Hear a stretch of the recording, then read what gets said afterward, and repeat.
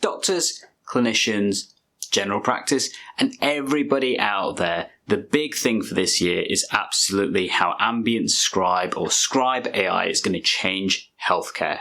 But how can you get the best out of it in a safe and effective way?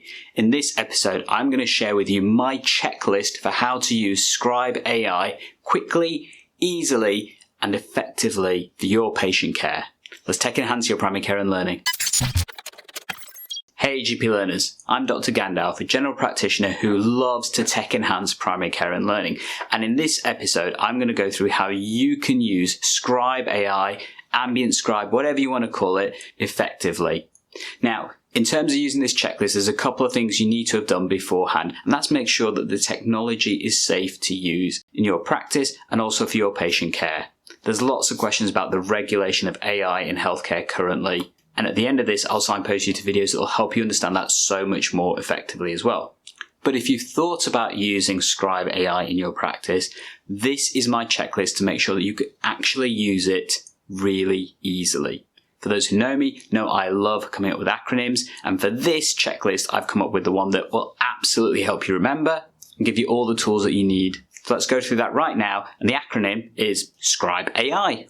So let's take a look at that checklist, starting with the S, which stands for setup. Now, when you start using any form of Scribe AI in your practice, you need to make sure you've got the right setup to do so. Yes, you need all the certification and documents, and checking the governance is all correct, as well as the standard operating procedures, etc. But in addition, you do need to think about the setup of how you're physically going to use the systems, because they will need to record your audio. So this, for example, is making sure you've got a microphone that can record the consultation effectively.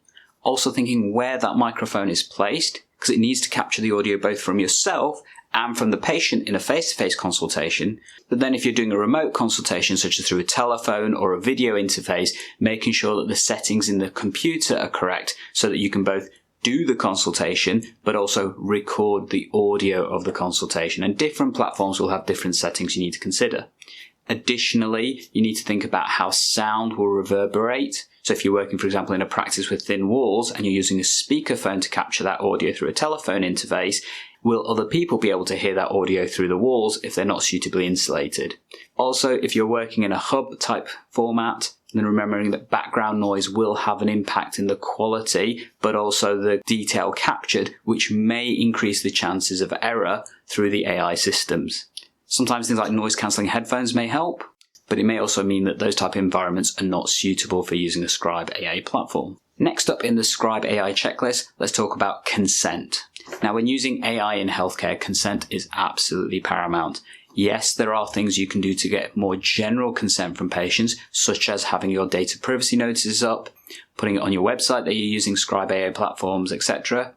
But always individual consent with patients should be the route forward. I do this as a matter of routine with every consultation I do, whether on the telephone or face-to-face. And I've often found that most patients are more than happy to engage with the process once you've consented them. An example of the wording that I use, I'm using an AI tool that listens in and summarizes our consultation, and I can show you the output afterwards if that's okay. I've rarely had a patient decline, but the consent of individual patients is an integral part of using this technology, particularly whilst there is no national guidance. Next, let's take a look at the R letter of this checklist, and that is record.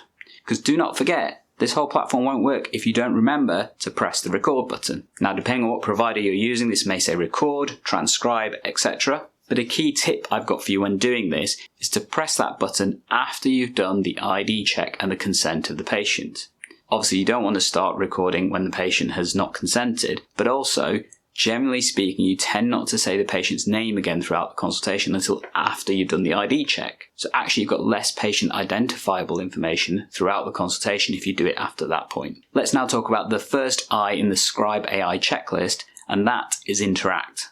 Once you start using Scribe AI platforms regularly, you'll start to notice that your consultation style changes. This is because the platforms can only record what it hears, so in order to capture the right information and mean that you've got less work to do afterwards, you need to be saying what you're thinking rather than just thinking it.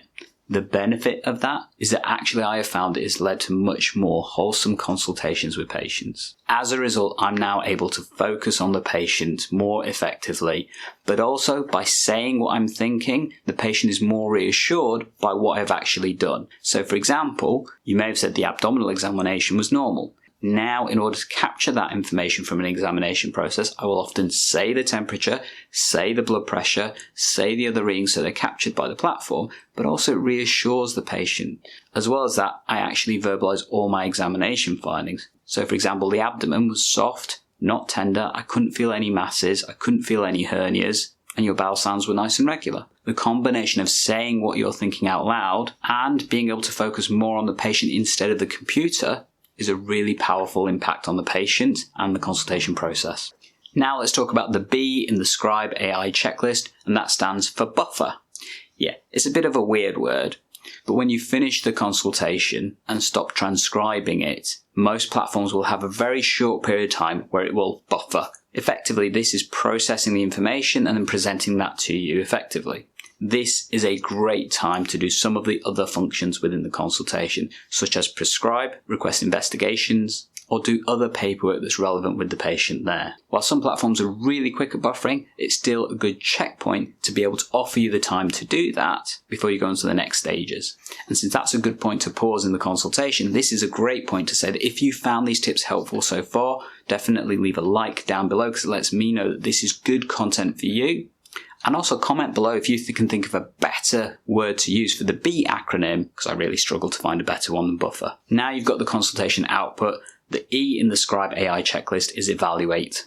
This for me is an essential part of the SCRIBE AI process because you need to evaluate the summary that's been provided by the AI platform. Different platforms will give you different options. So for example, you can lengthen or condense them. You can use different templates to help understand that. But the key thing is understanding, is this summary correct in the information? Because one thing to remember, AI can and often will hallucinate the information.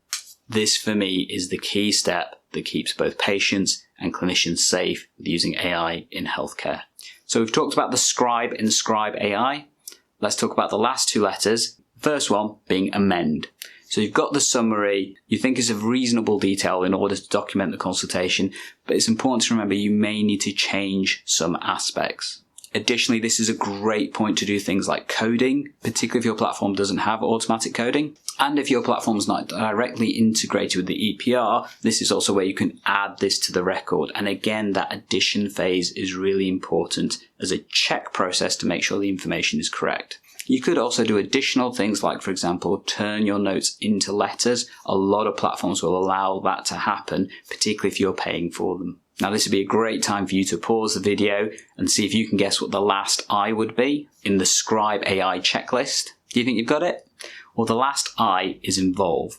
And one of the things I would highly recommend that you can now do is actually involve the patient in the summary of the consultation. I often will show these to patients to help them reflect if it's an accurate representation of the consultation, and also can they understand the plan. Particularly here in England with patients having access to their medical records through the NHS app, this can also help to make sure that the plans are actioned by the patient and clear for them to be able to do so.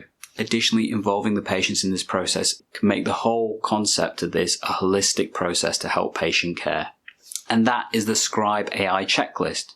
So just to go through those points again, it's setup, consent, record, interact, buffer, evaluate, amend, and involve. And those 8 steps, if followed correctly, I'm sure will improve the quality of your consultations when you're using SCRIBE AI with your patients. Now, if you want to understand the governance behind Ambient SCRIBE, then definitely check out this video here. Alternatively, if you want to figure out your setup using particular platforms, then check out this episode here that shows you what they can all do.